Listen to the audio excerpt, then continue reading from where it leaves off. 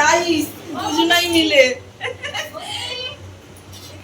এই যে 3 কেজি চালের রাইস হচ্ছে, তারপরে হবে খাসির মাংস, আর ওদিকে চাওবো চিকেন।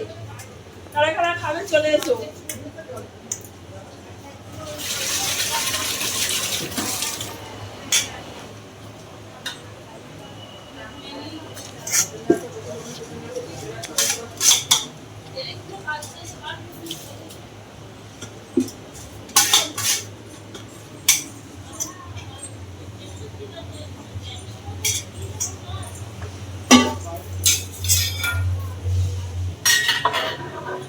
এই একটু সাদা তেল দেবে তো।